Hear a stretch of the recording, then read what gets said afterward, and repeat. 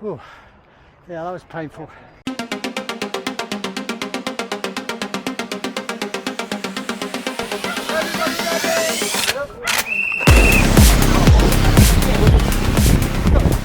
Good morning, team. It is Saturday morning, it's lovely and sunny, and we're on the way to a park run. Yes, my local park run is close enough for me just to jog to, which is really great, but I don't often get the chance to actually do a park run. I only do 2 or 3 a year, mainly because Saturday just doesn't fit in the training routine. But anyway, today I was meant to be going to do the No Walk in the Park 5k in Chesterfield, a registered 5k race, to try and get a faster time to qualify for England Masters 5k later on in May. But for various reasons it's just not happened. One of them being I'm not feeling great. Don't know what's going on, just, I don't know, I'm off. So best to roll the dice in a park run down the road than travel to Chesterfield and find out that it's all gone horribly wrong and it's a wasted journey. So maybe we'll get another chance for a faster 5k before the cut-off at the end of April to submit the times for the England Masters. We'll see. What about today then? Well, my fastest time on this course, the whammy, is 18:10 that I did just over a year ago, and it could go either way today. Conditions are good. I've actually eased down this week after some really hard sessions last Sunday and Tuesday, so it's a lottery, isn't it? See what shape I'm in. Let's see how it goes.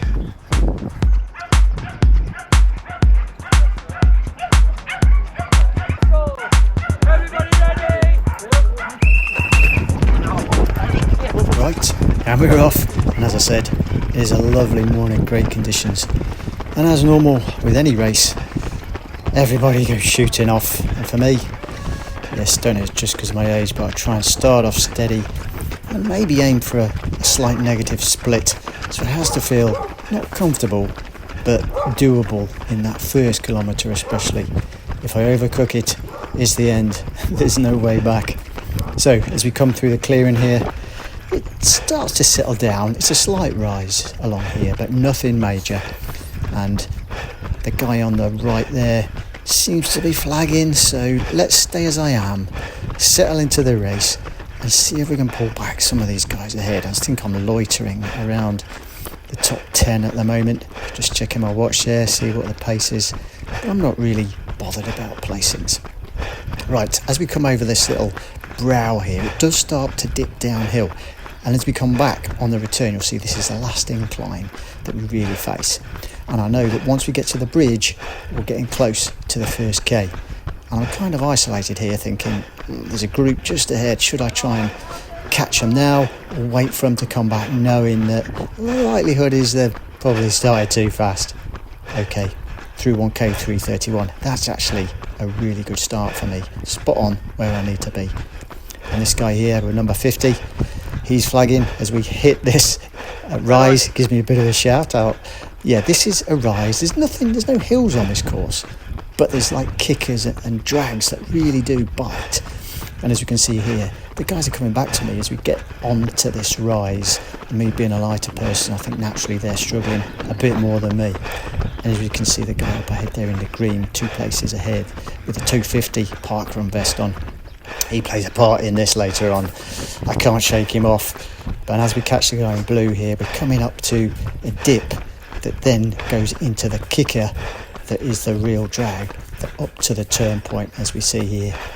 Through the dip, and then that is a kicker, and it just kind of stops you in your tracks a bit. As we can see, we're labouring a bit up here, but I am making a bit of gain on the number 250 guy ahead of me here, and as you can see I catch him a bit up through this incline that goes up to the turn. Whether or not he's going to kick ahead of me, I don't know. As we can see through that second K, that's actually quite a good pace for me as we get towards the turn point. And I can see the 250 guy in the green shadow behind me. He actually doesn't move from that position for quite a while, as we'll see. We pass the signal post there, as we can see. This is an old railway track, which makes it so good for running on, I think, an out and back course. And there goes the leader, who actually ran 15:33. he's a local legend in terms of racing. He is pretty zippy. So through the second and third positions, past us on the right, they've all got quite a distance on us, haven't they? So I make that, calculating in my head, I must be around 6th place as we approach the turn. The others seem not too far ahead. Maybe I could latch onto them. That young guy looked a bit tired. Maybe I could. And as you can see, the shadow remains and lurks behind me as we turn. I can hear him just behind me, he's chucking in. But I do recognise him actually. He's a far better runner than me. And I'm thinking he's not going flat out. So the return course, back down now. That was the drag that we ran up, that we're going down now. But somehow it just doesn't feel easier as the fatigue sets in. And it is key to try and make use of this downhill. Here's a guy in the pushchair, little lad. He's high-fiving, being counted by his dad, I think. And, it seems to be spreading. Everybody wants a high five, mid five, low five. And here we go, down the dip that I explained as we went up. And I know that we're approaching the 3k mark as we go down this dip. And the 3k in 3:42, which doesn't seem fast, does it, when you've got that sort of downhill element? But that sort of 3rd k does include part of the uphill as well. So 2nd and 3rd k on this course are challenging. Normally the 4th and 5th k are faster, even though this, we're on a drag at the moment as we go through the trees, and this young guy ahead of me is a target. Can I catch him? As we go up a slight incline before a decline, I think I am catching him. He looks to be struggling maybe, but we'll see.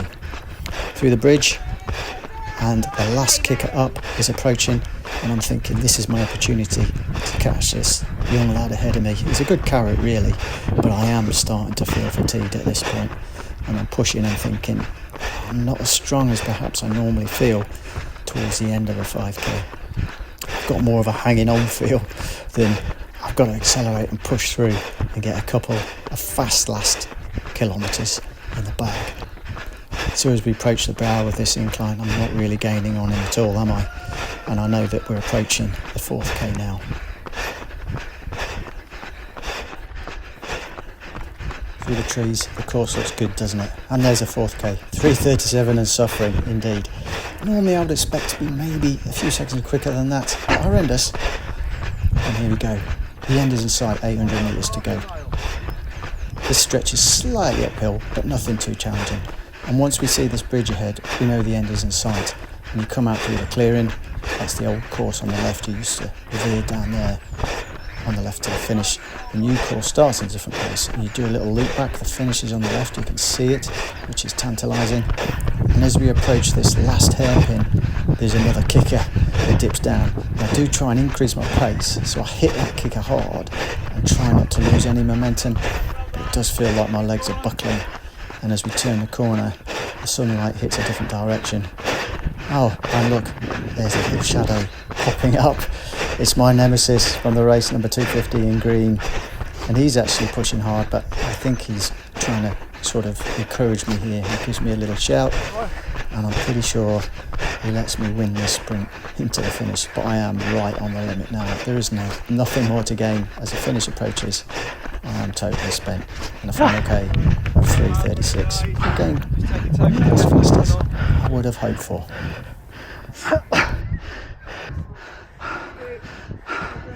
Thank you.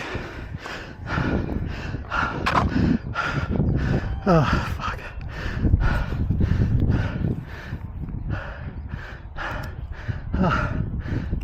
Oh. Yeah, that was painful. Definitely not feeling right. No idea what's going on there. Just a bit flat. Sort of happy and not happy because feeling flat was still about 18, 19, 18, 18. But I've got 20 seconds or more slower than where I think I'm at and what the training indicates, but good to get out and have a blast. But yeah, I don't feel right now. Stomach's a bit churny. Don't know. Hopefully feel better in a few days and still get some good racing in the bag. Feeling a bit stronger. It's a shame because the track sessions I've done all been good and feeling strong. Right, let's regroup, cool down. So cool down, jog back now. So reflecting back, I think I made the right decision not to go to Chesterfield and do that no walk in the park 5k. Something just isn't right, and I've had a bit of a niggle in my groin of all places over the last kind of week, 10 days. Had it a bit of the track last week, but went away, felt okay.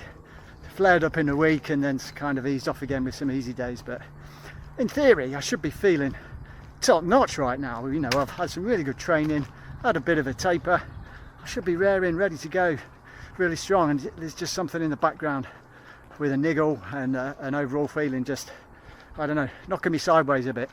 When you're aiming for sub 18, it's a million miles away, so I've got to regroup. So hey, thanks for joining. Comment if you've got any opinions on what's going on, and have I overtrained? I've cooled down, eased up, should be okay. But we'll catch you in the next video. Let's see what the old body does. See you next time.